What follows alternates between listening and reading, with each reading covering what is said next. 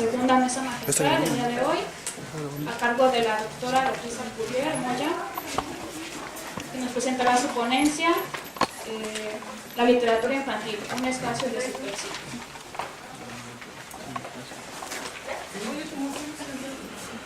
Bueno.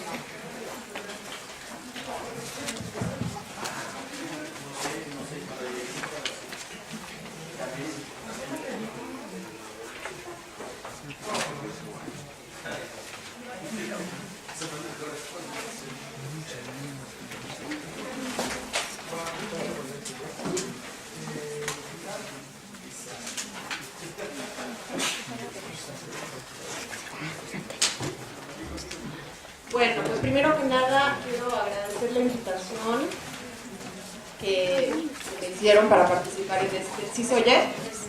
Pero cuando volteo no, ¿verdad?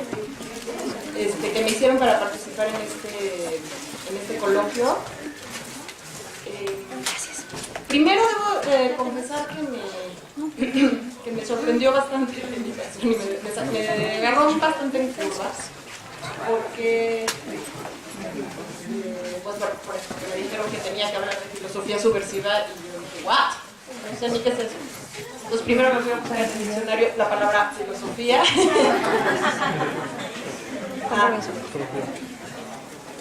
La contraseña. Luego busqué en el diccionario la palabra subversiva. Y bueno, ya dije, bueno, a ver, más o menos. No, lo primero que tengo que decir es que si algo caracteriza a esta facultad, creo que es eso, ¿no? El hecho de que nos estemos planteando, y es más o menos reciente en realidad, que nos estemos planteando este diálogo entre disciplinas ya de una manera tan constante, ¿no? El hecho de que me hayan invitado a mí, que soy historiadora, a presentarme aquí, pues sí tiene todo ese lado de la importancia que se le está dando en la facultad a la interdisciplina. Suena paradójico porque pues apenas hace unos poquitos años todavía teníamos un tronco común para todas las licenciaturas y yo fui de las personas que más pelearon para que desapareciera el tronco común. Si alguien todavía guarda resentimientos, es conmigo la verdad. Pero justamente creo que ese tronco común estaba mal planteado porque no era interdisciplinario. Era un buffet, ¿no? Donde uno se servía un poquito de filosofía, un poquito de historia, y un poquito de literatura y un poquito de antropología, y donde los profesores de hecho medio tratábamos de jalar a nuestro molino a los más estudiantes posibles. Entonces en realidad no era una aproximación interdisciplinaria a las humanidades, era todo lo contrario, ¿no? Yo sí siento que se hacía todavía más grande la zanja entre unas disciplinas y otras, y esta fragmentación es algo que a la larga pues afecta mucho a las humanidades. Entonces la primera cosa que me planteé es, bueno, no tengo que pensar necesariamente desde la filosofía, sino desde las humanidades, ¿no? Son las humanidades las que tendrían que plantearse en términos subversivos, porque de hecho es la tarea de las humanidades pensar, decodificar, digamos, la realidad, decodificar los discursos en los que estamos todo el tiempo, a los que estamos todo el tiempo sometidos, y darles la vuelta.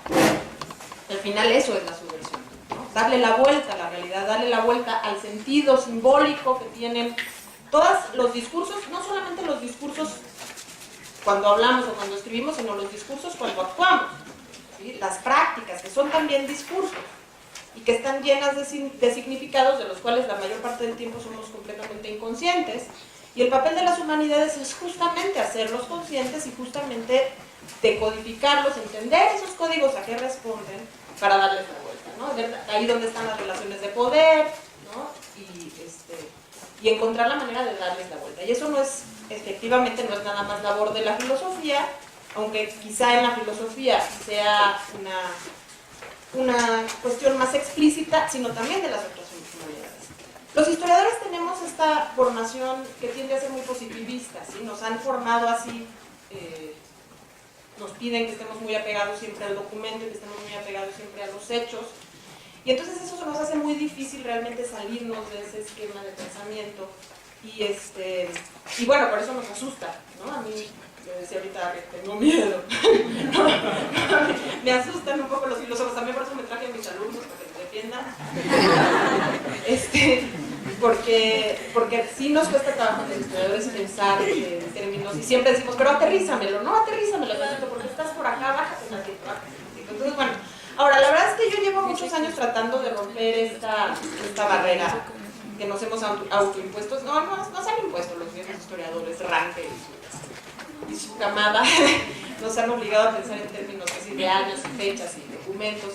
Y bueno, pero yo llevo muchos años tratando de romper con eso desde que llegué aquí, y afortunadamente creo que, les digo, en los últimos años hemos encontrado como espacios de diálogo una generación de profesores. Estamos más o menos, no más jóvenes que otros, pero estamos más o menos con los mismos referentes, y que podemos interactuar de forma distinta, creo, ¿no? Entonces, bueno, pues ese es el principio, les agradezco mucho de nuevo estar aquí. Y bueno, el esfuerzo que yo he hecho normalmente tiene que ver con vincular dos disciplinas en particular, que son la historia y la literatura, ¿no? Eso es lo que yo hago. Y procuro hacerlo justamente en mis clases. Les decía hace rato, se rompió esto del tronco común, pero continúa la interdisciplina, sobre todo en los cursos optativos. El que estoy dando ahora justamente sobre literatura infantil, entonces dije, bueno, voy a hablar de lo que sé, porque si no, se lo voy a perder, ¿no? En el infinito, y de lo que tengo más fresco, que es la literatura infantil, porque estoy dando un curso ahorita sobre eso. Pero también que me lleva, precisamente por otro coloquio que tuvimos hace bastante poco, también interdisciplinario, sobre un cuento para niños, sí me lleva a pensar en el tema de lo subalterno, de la subversión, de la exclusión y de todos estos temas que sí atañen también a la filosofía. Entonces, bueno, estoy empezando a pensar también un poquito en términos filosóficos, aunque tampoco es que sea una experta, pero bueno, más o menos por ahí va la cosa. Y entonces, bueno, pensé a este asunto de la literatura infantil como un espacio de subversión. Suena raro porque además, ella es muy paradójico, porque en general mi acercamiento también a la literatura infantil más bien lo que hace es criticarla, y lo que hace es decir que la literatura infantil como género no existe, y que es en principio una herramienta de control, es una herramienta de poder, ¿no? Es una herramienta para educar, para domesticar, para civilizar, ¿no? Y en este sentido de la civilización, con muchas comillas, refiriéndome a la civilización como este proceso civilizatorio al que se refiere Norbert Elias, este proceso en el que los burgueses buscan homogeneizar una serie de conductas, y alejarse lo más posible de los gestos de los campesinos, de las conductas campesinas, de los hábitos, y reprimir, digamos, un montón de expresiones y de impulsos que tienen que ver con el pueblo, ¿no? Entonces, bueno, en ese sentido, la literatura infantil busca eso, y busca, sí, consolidar un Estado nacional, consolidar una relación de poder, consolidar una división de clases muy específica, y entonces, pues sí, es una herramienta de control. Pero lo que es bien interesante, en estos años en los que yo he estado estudiando la literatura infantil, me he estado topando con esto cada vez de manera más clara, más directa, es que, por lo mismo que muchas veces es considerado como un género literario menor, ¿no? Cada vez que yo digo que estudio la literatura infantil, a la gente le da mucha ternura. ¡Ah, qué bonito!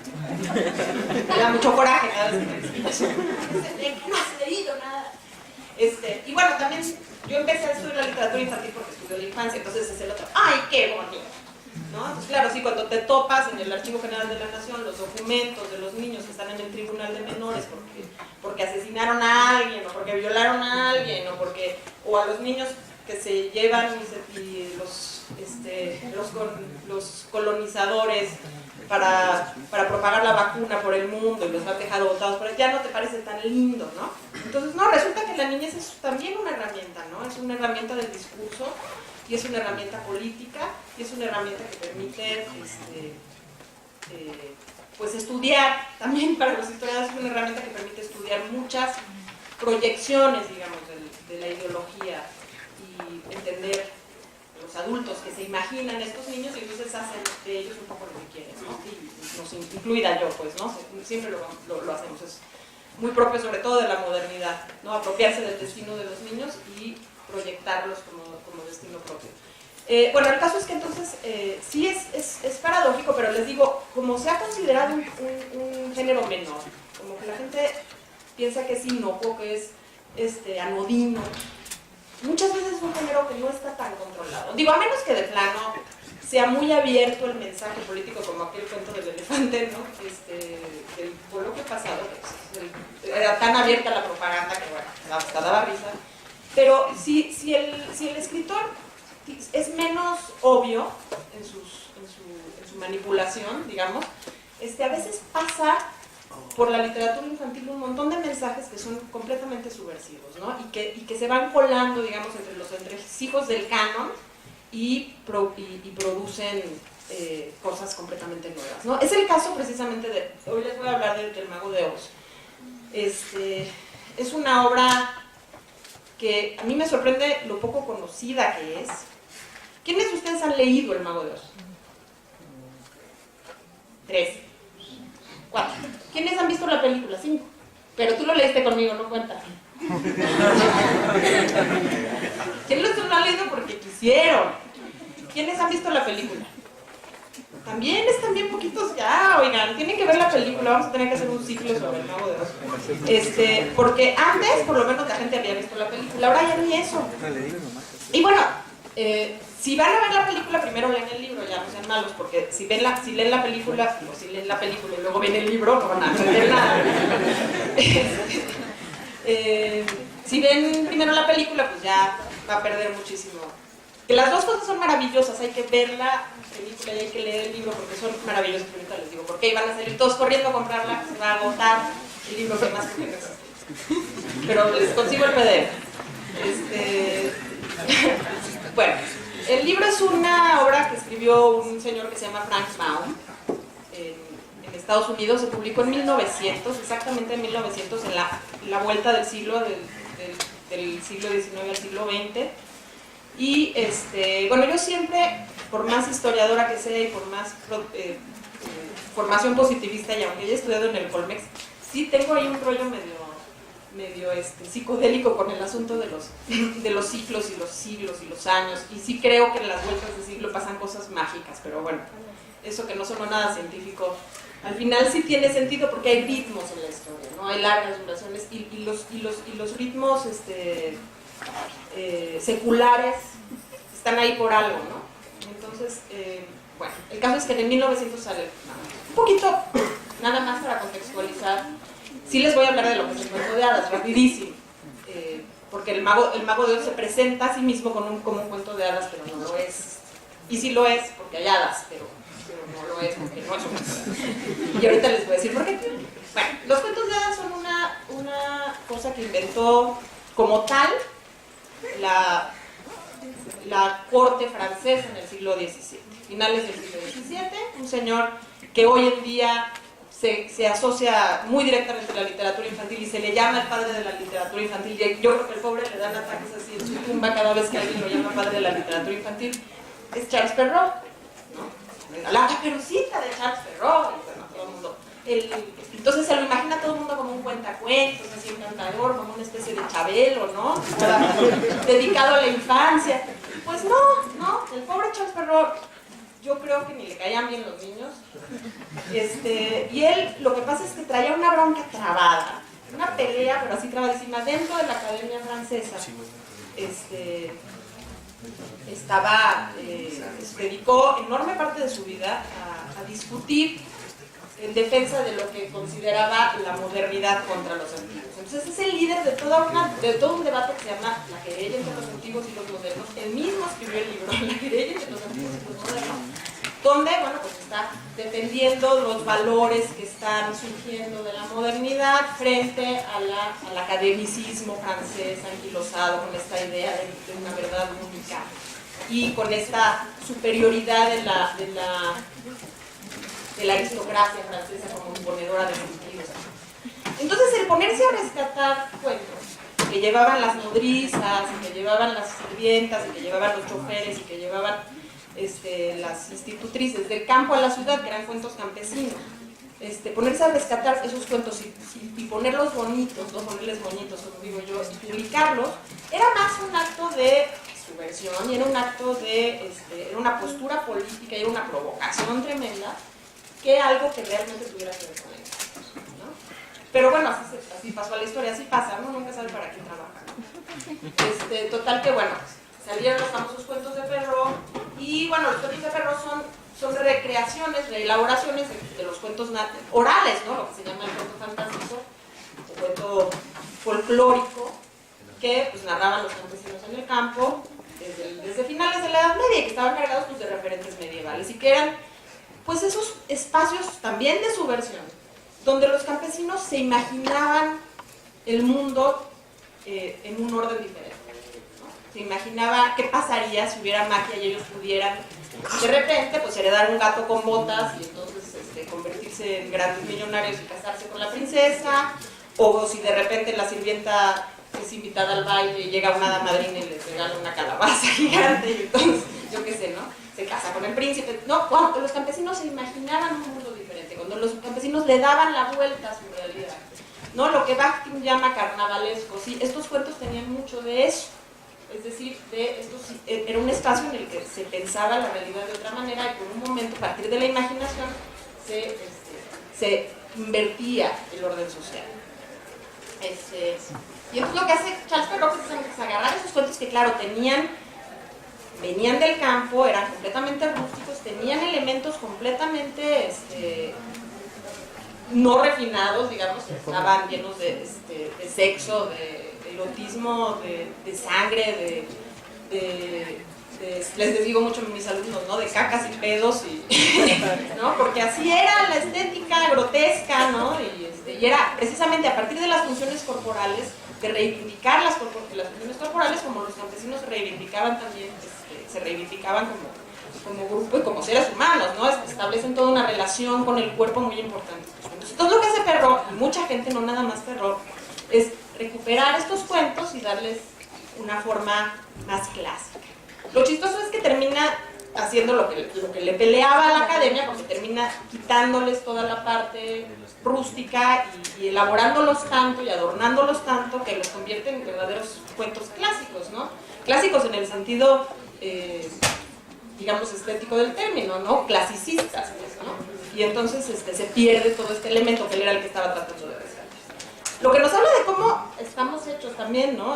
Cómo inconscientemente tendemos, ¿no? A ser conservadores aunque no queramos, ¿no? O sea, cómo tenemos estas inercias, ¿sí? Entonces hay una parte que nos hace tratar de subvertir la realidad y hay otra parte que no nos deja, ¿no? Y eso pasó con Perrault. Entonces, bueno, tenemos esos cuentos, los inicia Perrault, no para niños, pero que se empiezan muy pronto, claro, porque tienen un montón de advertencias, ¿no? Como, bueno, el clásico que es la Caperucita Roja, ¿no? Que no hay que platicar con extraños, básicamente, porque te comen. Y además así termina, se la comió, ¿no? También lean los cuentos de Perrault, son muy divertidos. Y luego llega la Revolución Francesa y entonces todas estas expresiones que eran de la aristocracia, al final de cuentas, se borran en Francia, ¿no? Nadie quiere saber nada de los cuentos de hadas durante la Revolución Francesa. Y entonces donde realmente florece este género que inventan los franceses de la corte en el siglo XVII es en el mundo germano, son los Grimm fundamentalmente, pero no solo los hermanos Grimm, sino muchos otros cuentistas que van a hacer lo mismo que Perrault, se van a poner a recoger cuentos y a darles forma, pero ya ahora sí pensando más para niños y ahora sí muy encajados en el proceso civilizatorio, ¿no? Y entonces establecen un esquema muy sencillo de prohibición, transgresión y castigo, ¿no? Esto está prohibido, si transgredes la prohibición, eres castigado. Haciendo mucho hincapié en el castigo corporal, ¿no? Y también quitándole todas las partes sexuales, pero dejándole mucho las partes violentas como una forma de castigo.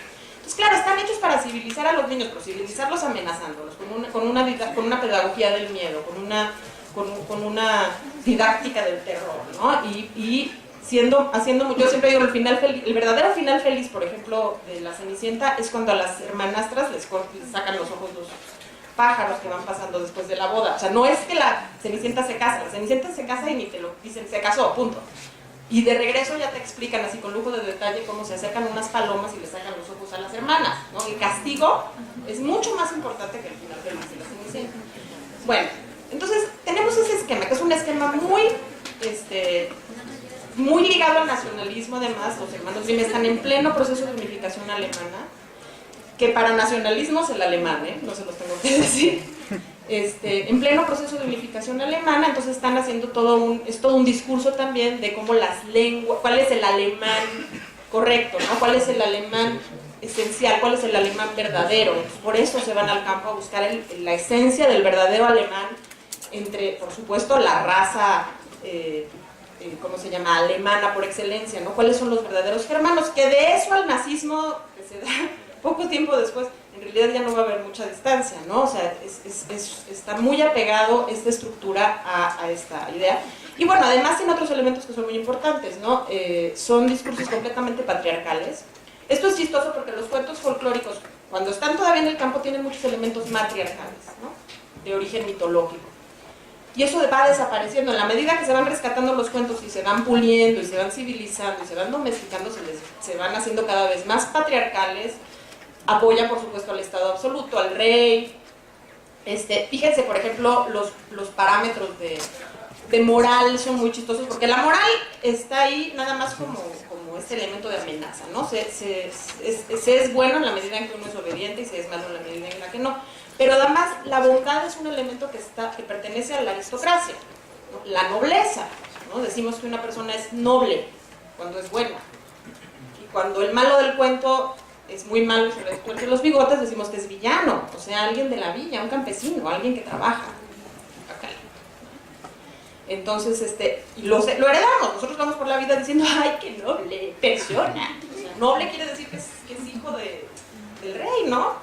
No que haga bondades. Pero bueno, el caso es que los cuentos, estos cuentos de los hermanos Grimm y los posteriores van a manejar ese mismo esquema.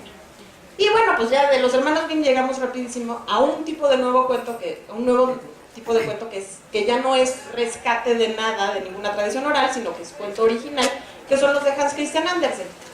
Yo siempre digo que ese es el verdadero padre de la literatura infantil, porque él sí escribe sus propios cuentos y él además les mete toda una impresionante cantidad de elementos estéticos, ¿no? de descripciones así, de texturas, de colores, de sonidos, de imágenes, tan rica.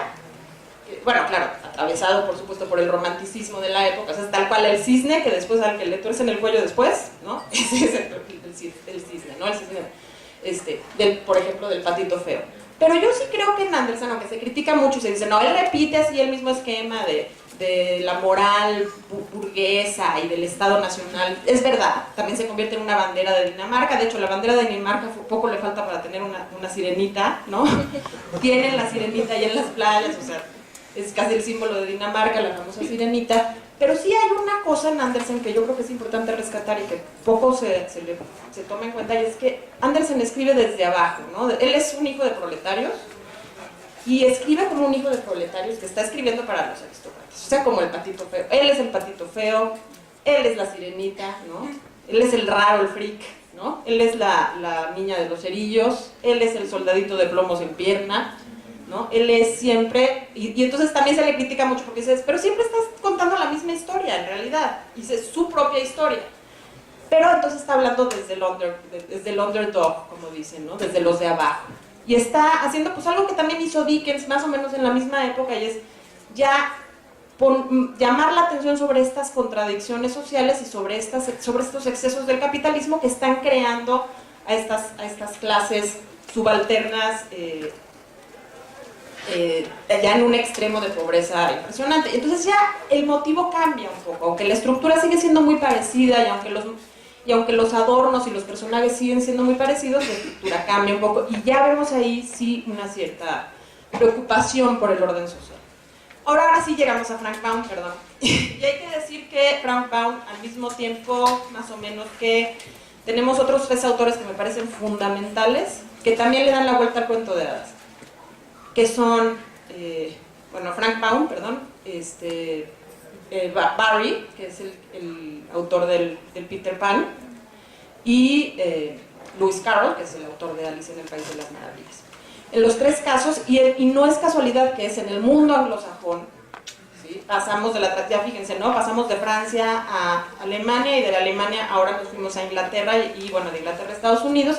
Es en el mundo anglosajón, justo en el momento de la segunda revolución industrial, cuando el mundo anglosajón está en el momento así culminante de la expansión industrial, ¿no? de esta industria ya de fabricotas y donde la clase proletaria está creciendo muchísimo y además donde la clase proletaria está empezando más o menos a organizarse, ¿no? A haber movimientos ya obreros importantes, justo aparecen estas obras.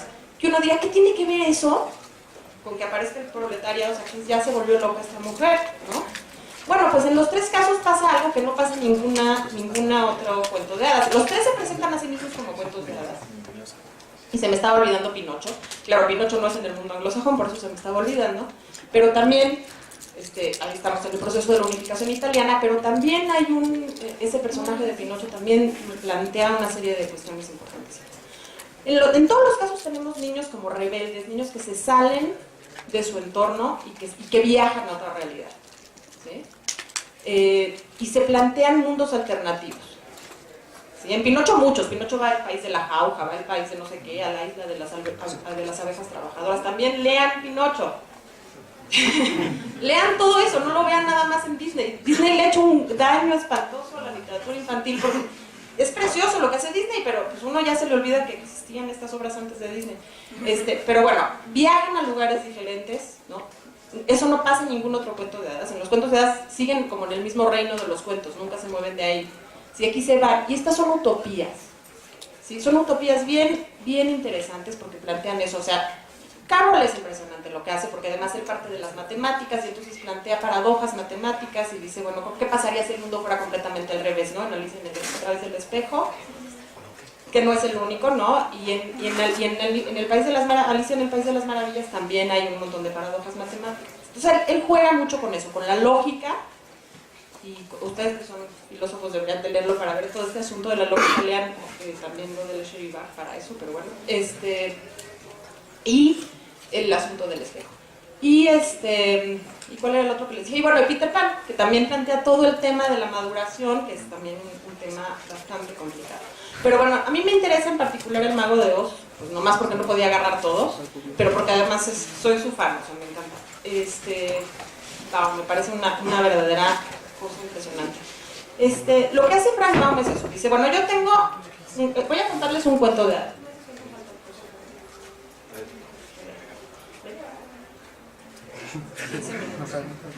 Yo tengo un cuento, voy a contarles un cuento de hadas, ¿no? Y entonces escribe esta historia de esta niña que vive en Kansas. Kansas, bueno, esto es el mapa de Oz, pero si nos fijamos, en realidad también puede ser el mapa de Estados Unidos, ¿no? Igual que Estados Unidos, es un cuadrado, un rectángulo, bastante chato por los lados, no es como México que es tan bonito así. Que hasta ¿vieron Hotel Budapest? Una cosa verdaderamente bellísima. Pero bueno, podría ser el mapa de Estados Unidos. Estados Unidos está dividido en varias regiones, como saben, ¿no? El norte, que sería el noreste, ¿no? Que es la parte más industrializada, la parte comercial, la parte acá más moderna, ¿no? Es donde está la Nueva Inglaterra, Nueva York, Chicago, ¿no? Las ciudades Boston, las ciudades donde están las grandes universidades, la parte más vieja de Estados Unidos, a donde llegaron los primeros calvinistas, los puritanos, y se instalaron, ¿no? Esa es la parte, y es una parte muy fría, ¿no? Es una parte, bueno, donde están los grandes lagos también. Después, más al sur tenemos esta parte, sería una zona, sí, donde estaban los plantadores, ¿no? Donde estaban las plantaciones en las viejas colonias. Es una parte que sí es muy fértil, pero también pantanosa, y donde hay mucha población negra también, por lo mismo de que ahí estaban las plantaciones. Del lado occidental tenemos California, al sur, que bueno, pues antes era mexicano, así que tenemos bastante cercanía con California. Y más al norte, y bueno, California es una zona también muy fértil, con muchísimo mineral. Igual al norte tenemos en Estados Unidos muchas minas, ¿no? Y bueno, bosques. Bueno, el país de Oz es básicamente así, ¿no? El país de Oz tiene 4 reinos, el reino de los Munchkins, que es donde aterriza Dorothy. Dorothy está en su casa y la casa sale volando y aterriza en el país de los Munchkins y le cae encima a la bruja y la mata. Y entonces sale y se asusta mucho porque mató a la bruja, pero todo el mundo le dice que qué bueno que había matado a la bruja porque era muy mala. Y los Munchkins todos son campesinos, ¿no? Todos son granjeros. Y es una zona pues, que está toda llena de maizales, ¿no? Ese es el esquema. Y luego pues tiene que ir a buscar al Mago de Oz para regresar a Kansas. Y entonces, bueno, Kansas también, ya se me estaba olvidando, muy importante. Kansas aquí no aparece, bueno, porque esto es Oz, no es Estados Unidos. Pero si yo tuviera un mapa de Estados Unidos, Kansas estaría justito en medio, así, ¿no? Como si fuera una diana, sería el punto de medio de la diana, ¿no? Y es lo que es el Midwest, ¿no? El medio oeste, el Estados Unidos profundo, ¿no? Donde está realmente el proyecto de Jefferson, que era el proyecto de granjeros, justamente, donde tenemos las tradiciones así más arraigadas del Thanksgiving y todas estas cosas, y donde pues, hay un elemento campesino muy importante, pero no es campesinado como el nuestro, ¿no? Son granjeros, y son granjeros muy prósperos en los momentos en el que el país está bien, ¿no? Que en la economía está. Entonces, bueno, ella viene de ahí. Les digo, este azul es el de los Munchkins, el morado es Gillikin. Gillikin sería el equivalente como a Nueva York, ¿no? Ahí dentro de Gillikin está la tierra, está la ciudad de Esmeralda. En realidad la ciudad de Esmeralda está en medio, pero la ciudad de Esmeralda sería como una especie de Nueva York y está dentro, en realidad forma parte de Gillikin, que es una sociedad industrial. El verdecito es Winky, ahí es donde vive la mala bruja del oeste. The Wicked Witch of the West. Ahí es una zona donde son muchas minas y todo es así como puras cuevas y así, totalmente, es súper difícil de llegar. Y aquí abajo, el rojito, es una parte pantanosa, son los Quadlings.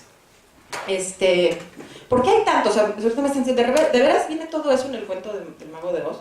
Pues no, lo que pasa es que el Mago de Oz, para empezar, no es un cuento, es un libro, es una novela. Y para seguir, cuando la terminó de hacer Baum, y la publicó y le fue muy bien, ya se clavó, yo creo que se quiso ir a vivir a Oz. Y entonces hizo 14 cuentos del mismo tamaño, o sea, 14 novelas, yo tengo toda la colección, son como 8 volúmenes, o sea, es así, ocupa así en mi biblioteca. Y en todos esos describió el reino de Oz, ¿no? Y entonces están los Quadlings, les digo, y los Winkies pues son mineros, y los Quadlings viven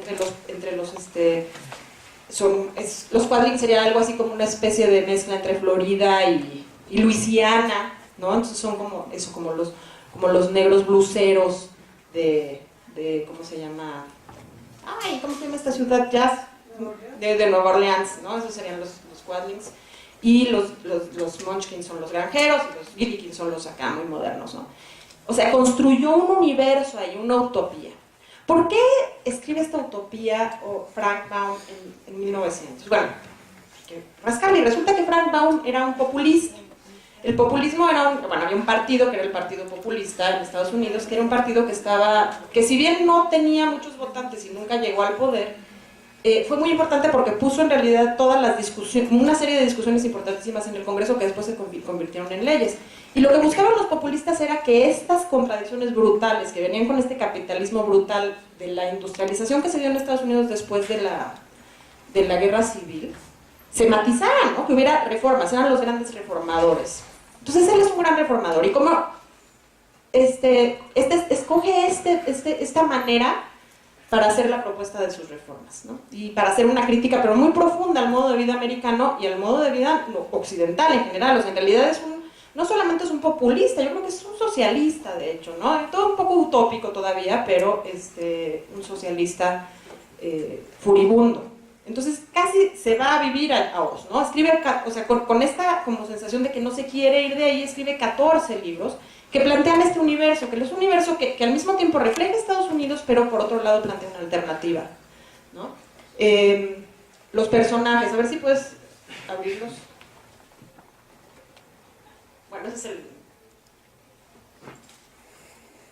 es Oz, ese es Kansas, ¿no? O sea, una cosa importante que luego cuando es Fleming, ¿no? El que hace la película lo rescata mucho, es Kansas se describe como un lugar completamente gris, claro, en el libro no había muchos colores, pero se describe como un lugar muy gris, ¿no? Y triste. Porque claro, también están pasando por una depresión en ese momento Estados Unidos, antes de la Gran Depresión, que es una coincidencia con la película también. La película se hace en el 33, me parece, no, en el 37.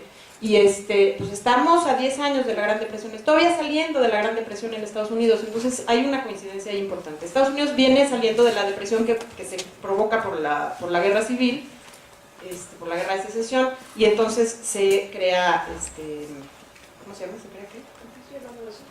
Sí, se plantea este escenario gris, ¿no? Este escenario triste, pobre, ¿no? En plena depresión. Y luego, a la hora que Dorothy, bueno, se mete a su casa, la casa viene un ciclón, que es muy común en Kansas estos ciclones, arranca la casa, quién sabe dónde termina, según la película es detrás del arco iris, pero esa es la película, que da para meter la canción tan bonita. Pero bueno, el tema es que justamente cuando llega al país de Oz, todo se llena de colores. Las imágenes del libro no lo muestran tanto, pero sí las descripciones que hace Baum, ¿no? Entonces, bueno, pues llega al país de los Munchkins, y mata a la pobrecita de la bruja del este que iba pasando, pero que tenía sometidos a los Munchkins, y entonces, ya les dije, baja un hada y el hada le dice, el hada azul le dice, tienes que ir al país de Oz al país de Oz, no, ya está en el país de Oz, tienes que ir a la ciudad de Esmeralda y le tienes que pedir al mago de Oz que te mande de regreso a Kansas. Y ella, bueno, pues ahí va. Dice, bueno, pero para que la bruja del oeste no se venga a vengar, no venga y se desquite de que acabas de matar a su hermana, te tienes que poner sus zapatos. Los zapatos de la hermana. Está la imagen, a ver si quieren.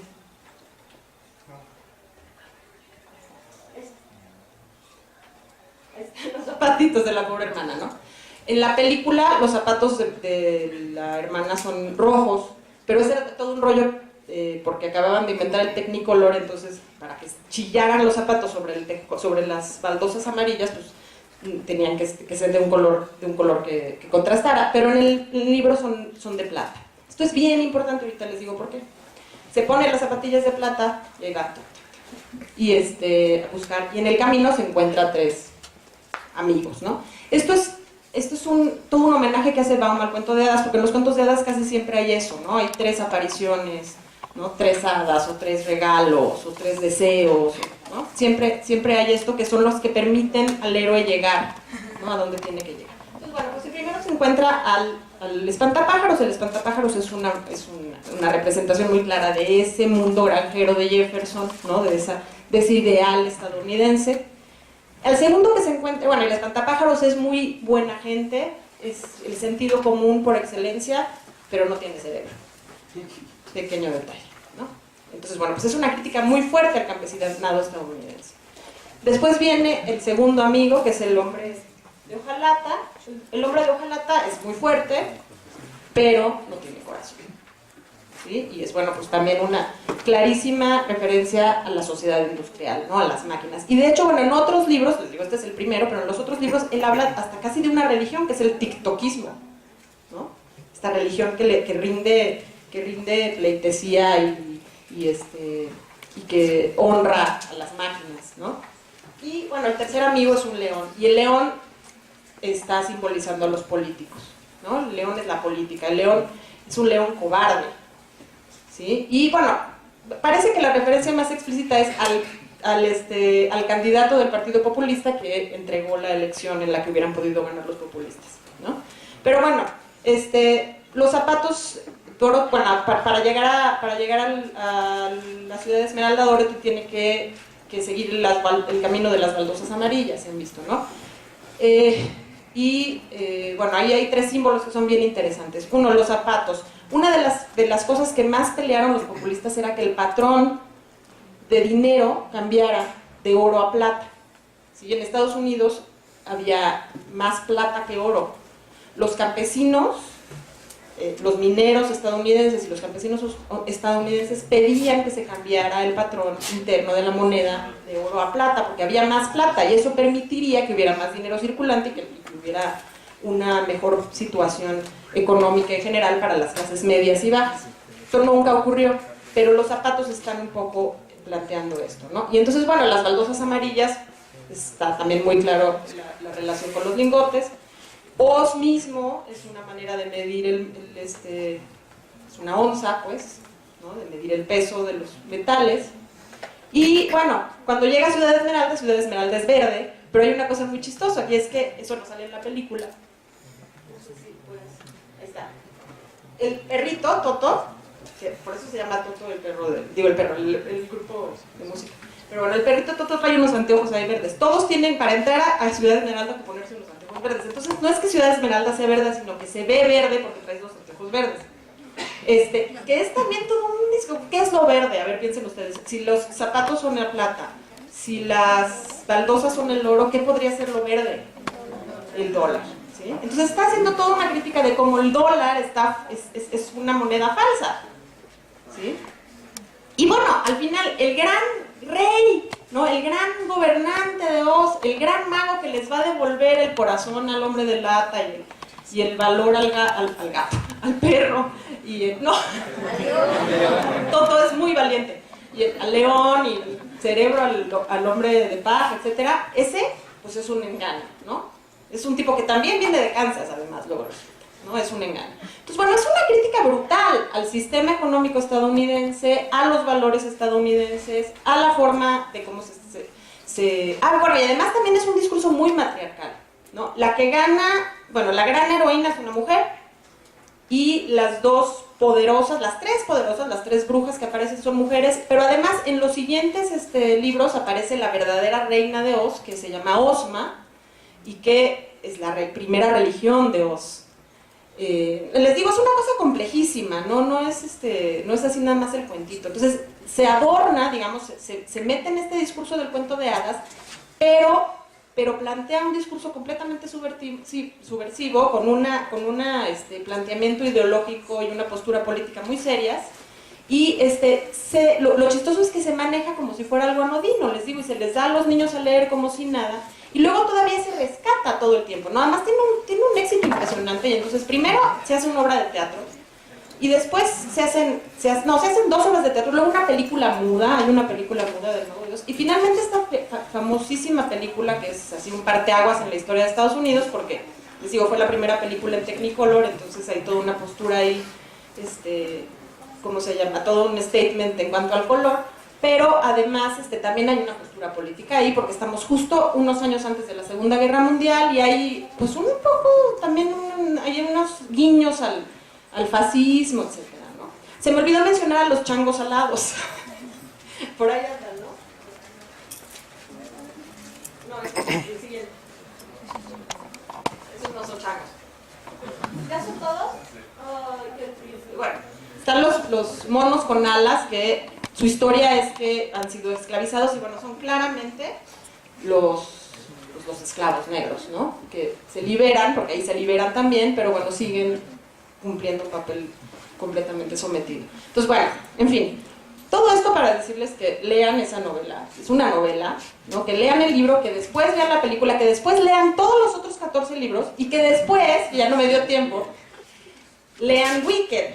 No solamente Wicked, sino Wicked, Son of a Witch, el hijo de la bruja, Un león entre los hombres, y Fuera de Oz, que son las 4 novelas de Jeremy Maguire, que no tienen nada que ver con la obra de teatro de Wicked. Véanla también porque está bonita, pero no tiene nada que ver. Es una cosa impresionante, porque Maguire lo que hace es que de este universo que les estoy contando ahorita, elabora una cosa todavía más grande, y plantea como el Estado, ¿no? La bruja mala en realidad no es mala, y que pues es completamente subversiva, y cómo el Estado se aprovecha, digamos, de esta imagen de la bruja y la convierte en mala, y cómo el Estado pues va manejando eso, quiénes son los buenos, quiénes son los malos, y a quién le conviene finalmente. Y eso lo digo ya para terminar, porque por ejemplo nosotros hemos crecido con la idea de que los malos son los españoles o los mismos gringos, etcétera, ¿no? Que nos conquistaron, lo digo en clase todos los días, y nunca nos paramos a pensar a quién le conviene que nosotros tengamos esta imagen, por ejemplo, de esta hispanofobia brutal que nos hace mucho daño. ¿Quién nos ha contado esta historia de buenos y malos, y quién es la bruja y quién es el rey? ¿no? Porque estas maneras de narrar, que se pasan a narrar la historiografía, ¿no? Y al final por eso me sirve mucho a mí, ¿no? Ver cómo están estructurados estos cuentos, porque la historiografía se narra más o menos igual, ¿no? También es un cuento de hadas. Y hasta que no lo veamos así y no lo desarmemos, no lo decodifiquemos, no nos vamos a poder liberar. Y creo que al final para eso son las humanidades, ¿no? Para liberarnos y para plantear realidades alternativas y soluciones a los problemas de hoy en día.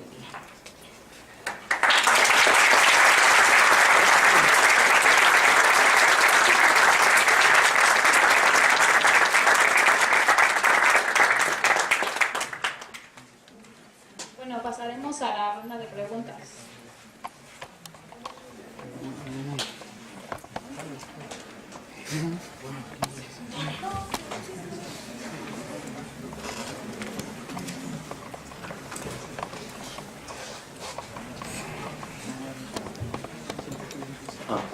Sí, aquí, sí. Perdón. Menciona que fue muy común en los cuentos de hadas que existiera siempre la de 3 amigos, 3 ayudas. Es una relación con la Divina Trinidad. Mira, yo creo que más bien la Divina Trinidad es una relación con eso, ¿no? Son estructuras así narrativas que vienen desde la mitología griega. Entonces, y a lo mejor tiene más que ver con el orden cósmico, ¿no? Del inframundo, el supramundo y el terrenal. Yo creo que tiene más que ver con eso. Y que más bien la trilogía de la Santísima Trinidad viene de ahí. Incluso los 3 Reyes Magos. Que en la Biblia, por ejemplo, no son 3, ¿no? Y la gente dice que son 3. Entonces sí tenemos esta como que la mentalidad occidental es simpática. Y entonces si pensamos en 3, ¿no? Los 3 Reyes Magos, los ángeles de Charlie, o sea, como que sí es un número perfecto, ¿no? Tal cual, no normal es un número tan usado en alemán y eso, pero sí más bien como un criterio. Porque otra cosa importante, no son los cuentos, en su origen, los cuentos populares, en su origen medieval, que no es medieval necesariamente, puede ser mucho más antiguo, no son cristianos, son paganos. Casi, si te fijas en los cuentos, nunca hay un. O sea, está el rey, la reina, el príncipe, el zapatero, el sastre, no hay un hombre en ningún lado. Es como justo toda una rebelión contra. Hola, doctora. Bueno, nada más es como comentario con lo que acaba de decir de la hispanofobia. Recientemente está en un curso en línea y lo daba Aurelio González del Colmex y me comentaba eso, o sea, que la tradición europea al llegar durante la conquista fue más bien, no fue una imposición, fue una mezcla, o sea, para que la cultura fuera aceptada y también para que los valores de la misma cultura indígena permanecieran en la sociedad, ahora conquistada, fueron adaptándose a ese tipo de cuentos y esos son ahora cuentos, son cantares, son canciones infantiles como, no sé, o sea, muchas, ¿no? La víbora de la mar, por ejemplo, o sea, todas son muchos cuentos indígenas, muchísimos, tienen estructuras de fábulas, de cuentos de hadas, muchísimos. Eso lo he estudiado, bueno, ya se murió con los estudios Montemayor, también Montemayor, como las estructuras de los y bueno, este asunto de la leyenda negra, es que eso es lo que digo, ¿de dónde viene? ¿A quién le conviene, no? O sea, para empezar, ¿a quién le conviene tener una población de ciudadanos acomplejados? Porque al final es eso, ¿no? Estamos acomplejadísimos. ¿A quién le conviene que estemos acomplejados y que seamos agachones y que nos sintamos la peor cosa? Pero además, el tema de la leyenda negra, pues es un rollo que inventaron los ingleses. ¡Ay, estos españoles salvajes! Conquistaron a los aztecas, sí, pero los ingleses mataron a todos los indígenas, así que, potato patata, ¿no? O sea, realmente, claro, la historia no está para juzgar tampoco, ¿no? O sea, no se trata ni de juzgar ni tampoco de validar las acciones pasadas, no se trata de eso, pero se trata de aceptarlas porque ya pasaron. Entonces, ¿de qué sirve estar haciendo corajes con eso, no? Y estamos negando una parte muy importante de nuestra herencia, pero es importantísimo. Sí, es lo que rescataba, o sea, que a fin de cuentas esa es herencia que compartimos todos. O O sea, si no hubiera llegado el elemento español, tal vez hubiera llegado otro elemento, pero al fin de cuentas se hubiera hecho como una amalgama de lo que pasó, ¿no? Para traerlo hasta nuestros días como una tradición, como un folclore, como una costumbre. Sí, nuestro Día de Muertos lo que somos muy orgullosos, pues es completamente simbólico, ¿no? No es algo que es nada más.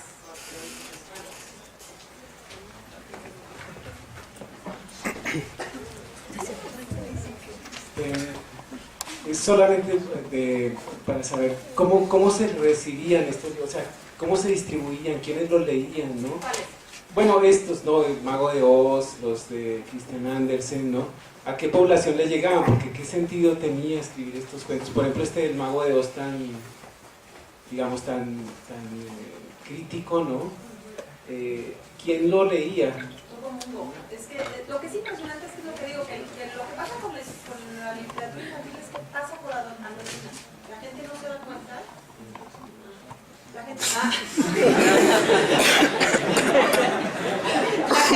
La gente como que no se daba mucha cuenta, no le prestaba demasiada atención. No, esto es para niños ni lo veo, ¿no? Y sigue siendo así, ¿no? Si es para niños, nos pasa a todos. A mí me pasa, a cada rato nos llegan cosas de la escuela, ¿no? Te da de pasar a ti también, ¿no? Fíjense los juegos electrónicos con los que están jugando sus hijos, porque están matando gente, atropellan gente en la calle y uno, ay, mira, está jugando Xbox, ¿no?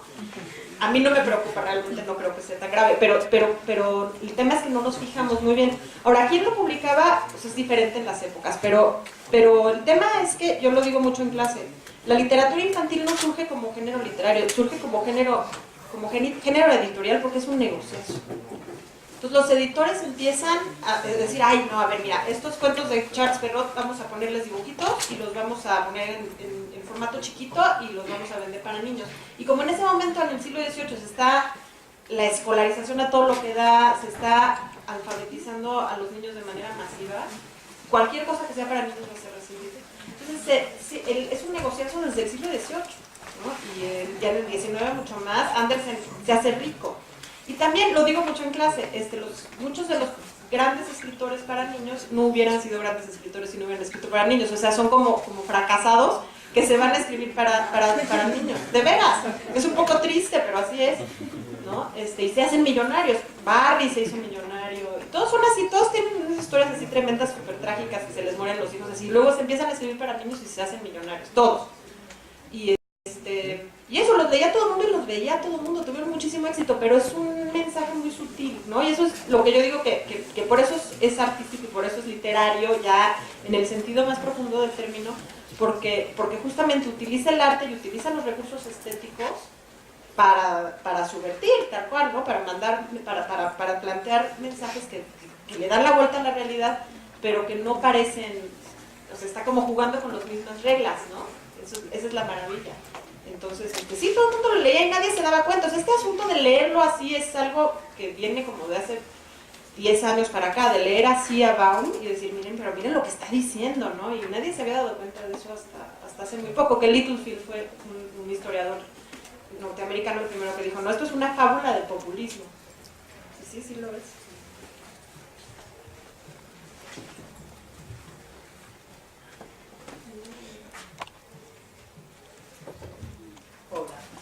No sé si conoces a Marthe Robert.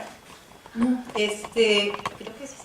No sé si viene de la historia precisamente, pero ella hace un análisis de los cuentos infantiles y dice que sí, que la gente no se da cuenta que los cuentos infantiles aparecen como inadvertidos, ¿no? Como muy inocentes, pero que el niño sabe perfectamente que el cuento no es inocente. Y entonces el cuento infantil, el que perdura, ¿no? Estos que han perdurado de generación en generación, es realmente subversivo. Porque en el cuento infantil los papás son malos, pero siempre disculpados, ¿no? O porque son muy pobres, ¿no? Estilo Pulgarcito, etc. Entonces, pues el cuento infantil, el que ha perdurado de generación tras generación, es subversivo y es necesario para el niño, ¿no? Sí, eso es lo que dice Bethlehem también en el psicoanálisis de los cuentos de hadas, como el cuento, estos cuentos de hadas ayudan al niño a entender su realidad, no la realidad impuesta, sino la propia. No, y a criticar a los padres, pero al mismo tiempo protegerlos desde el amor, ¿no? Ahora, esto ya ha ido cambiando y entonces ahora tenemos cuentos como La mamá más mala del mundo, Ay, es buenísimo, la señora más mala del mundo, ¿no? Es maravilloso. Entonces, bueno, ese era como mi aporte, porque Martín Robert trabaja eso muy bien y cómo incluso evoluciona a los héroes, ¿no? Pulgarcito se va afuera de la familia, es un héroe que regresa y salva a la familia. Y entonces, bueno, a través de todos esos cuentos, el niño supera una crisis tremenda que está viviendo todo el tiempo de su evolución, padeciendo la educación de los papás, ¿no? Sí, yo creo que ahí, digo una parte que me faltó, pero ya no puedo decirlo todo, es que sí, justamente también parte el cuento infantil, ya en este nivel de cuento, de que el niño también es en sí mismo subversivo, Sí. ¿no? De que el niño es peligroso, ¿no? Pinocho parte mucho de eso, a mí me gusta muchísimo Pinocho porque parte de eso, de que el niño está rodeado de peligros y hay que protegerlo, pero sobre todo los niños son peligrosos y hay que protegernos de los niños, ¿no? Y entonces están siempre en esos niños rebeldes como Pinocho, como Alicia, como Peter Pan, son peligrosísimos, ¿no? Están siempre como en el límite, ¿no? Y entonces hay que ver cómo se van a civilizar o no, ¿no? Ya estos cuentos lo que plantean es, ¿no? Una alternativa, ¿no? ¿Qué pasa con un niño como Peter Pan? O Pinocho, en el momento que Pinocho se civiliza y empieza a ser buena onda ya con su papá, ya deja de ser niño, ¿no? Es justamente cuando, entonces este tema de la transición también es un tema fundamental, ¿no? Cuando dejan de ser así, como un poco malos, son niños, dejan de ser niños. Y sí, o sea, nos enfrentamos a esto todos los días, les digo, sí les tenemos miedo. Estamos ahora con lo del bullying, ¿no? Acojonados, como dicen, ¿no? O sea, sí realmente les tenemos miedo porque sabemos que los niños pueden ser capaces de un nivel de crueldad, bueno, ¿qué tal los niños sicarios y todo eso, ¿no? De un nivel de crueldad y de pues eso, de frialdad impresionante, ¿no? Entonces, ahí está toda esa otra dimensión de que el niño es en sí mismo peligroso y el niño es en sí mismo subversivo y el niño es capaz de muchas cosas que no le concedemos. O sea, tenemos esta malísima cosa que también es muy positivista y muy del siglo XIX y muy romántica, pues, de pensar que los niños son inocentes nada más porque son niños, ¿no? Y ya, bueno, se dedicó mucho tiempo Freud a decir que, por ejemplo, sexualidad sí tienen, ¿no? Porque estamos negándoles la sexualidad, negándoles la violencia, negándoles... Todas las tienen, ¿no? Entonces, estamos todo el tiempo quitándoles personalidad y depositándoles, reflejando eso, pues lo que decía al principio, ¿no? Nuestras proyecciones en ellos, ¿no? Llenándolos de significados, como si ellos no solitos no pudieran. Yo, dos comentarios. Primero, en relación a lo que comentaba del perro, de que, bueno, su interés es como reivindicar esta tradición de la gente de abajo y meterla en el contexto de la gente de arriba, ¿no? Pero entonces habría que pensar de dónde recoge esta tradición, que es una tradición oral, que ya tiene una diferencia de la tradición escrita. Entonces, cuando él intenta pasar una tradición escrita, tiene ciertas reglas que la sociedad le va a imponer. Entonces, escríbelo bien, no me toques estos temas porque no gustan, ¿no? Los pedos, todo esto, ¿no? Entonces, ¿qué tanto realmente Perrault se vio obligado a tener que ajustar el cuento popular o de tradición oral al escrito y con una ética, yo diría, de no pedos no, porque es feo, es asqueroso, ¿no? Es bajo, es vulgar, ¿no? Entonces, ¿qué tanto Perrault pues no tuvo otra opción porque si no, no iba a servirse? Entonces, tu cuento pues está mal escrito, ¿no? Mala sintaxis, mala redacción, hizo pedos, ¿qué es eso? ¿No? Tírenlo, no vale la pena, es basura, ¿no? Entonces, ¿qué tanto Perrault se tuvo que encontrar con eso? Y otra cuestión, esto a mí me pica mucho cuando se habla esto de la conquista y eso. Esto que dijo ahorita así de, pues sí, o sea, no hay malos ni buenos, ¿no? Porque ver ya malos y buenos, idealizar, pues como que no.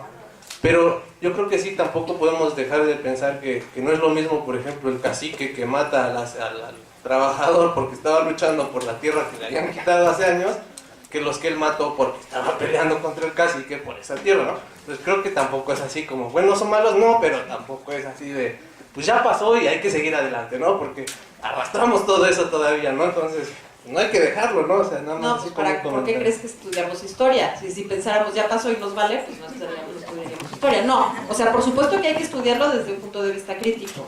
Sí, por supuesto, ¿no? Y no puedes evitar, así como Perrault no podía evitar no escribir sobre pedos, nosotros tampoco podemos evitar sí tener una postura a la hora de reconstruir el pasado, no lo podemos evitar, es imposible, ¿no? Y yo, por ejemplo, a mí con el tema de los conquista española, ya la siento tan lejana que no me abruma, pero si me mencionas a Hitler me da un ataque de epilepsia. Entonces sí, Porque esa diferencia es lo que yo digo. Sí, pues porque es más no. reciente, yo creo, pero además porque ¿por qué? Pues sí, porque es más reciente, tal cual. Yo diría que es porque uno no vivió la invasión ni la conquista española. Por Sí, ejemplo, por eso. yo no tengo antepasados que los hayan desaparecido, los aperrearon porque la mujer no quiso tener sexo con el conquistador.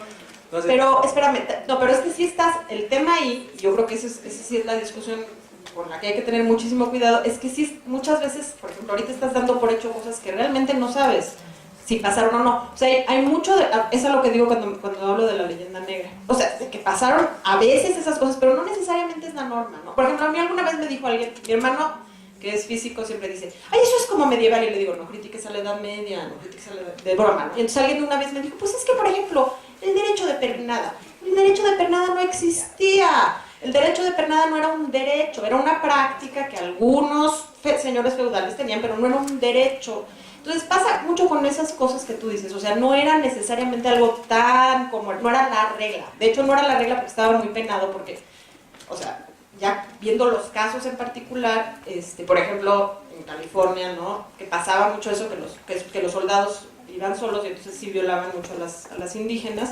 La iglesia estaba enojadísima y se trataba de resolver el tema todo el tiempo, no era algo que fuera aceptado socialmente, ¿no? Entonces si de repente uno piensa que llegaban todos así bien malos y y todos bien, no, ¿no?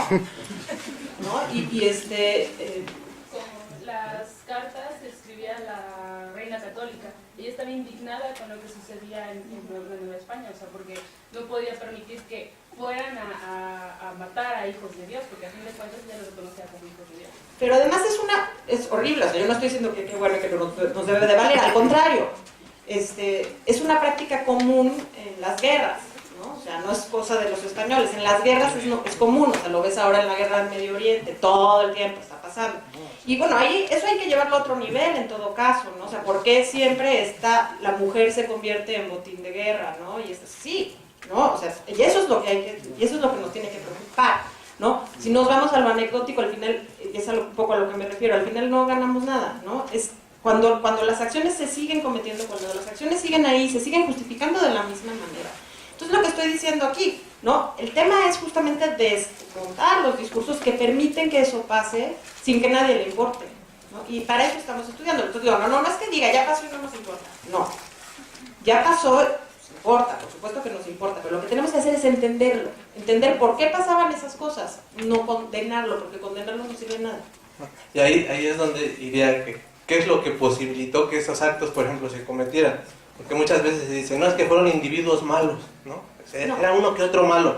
Entonces yo, digamos, mi punto es nada más rescatar el hecho de que era como todo un sistema, toda una organización que posibilitó que eso pasara. Y me hace importante porque son cosas que como tal no han dejado de pasar. Pero es lo que te decía, pregúntate qué de ese sistema todavía está vigente. Hasta hace cuánto se siguen vendiendo mujeres, se les casa la fuerza, hasta hace cuánto todavía las mujeres el cacique abusaba de ellas. Ahora también hay que decir, o sea, a Moctezuma le regalaron a la Malinche. O sea, no era una cosa propia de los europeos nada más. Sí, por supuesto. O sea, si es un esquema, este esquema patriarcal el que hay que desmontar, ¿no? Pero en lo que voy es en la actualidad, ¿cuál es el sistema que posibilita? No sé, yo soy historiadora, no socióloga. No, pues sigue habiendo una dominación de género brutal, ¿no? Eso te lo podría explicar mejor de Joan Petré. Y es que lo que voy es que, por ejemplo, me parece que hoy las novelas son como los cuentos infantiles, ¿no? Igual, entonces es lo mismo. Es lo mismo, de hecho están basadas o sea, todas son cenicientas, todas las muchachas se las... Y el punto es precisamente que cuando intentan rescatar a los de abajo, no es rescatar a los de abajo, sino el de abajo que logró salir por su voluntad. Exactamente, sí, así es. Sí, no son discursos revolucionarios en ese sentido, para nada, ¿no?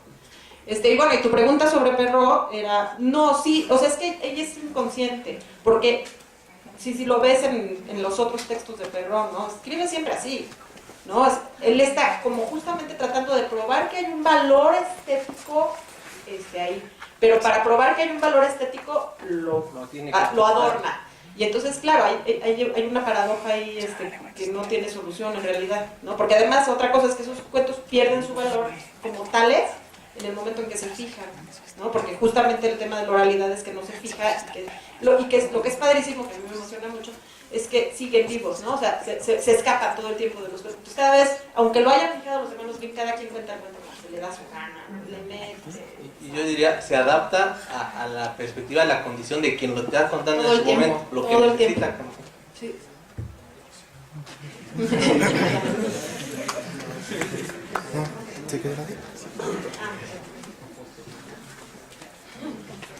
Bueno, si ya no hay más preguntas, pasamos a la constancia y le otorgamos a la doctora Beatriz Alcubierre Moya por participar con su ponencia magistral a literatura infantil, un espacio de subversión, en el primer coloquio.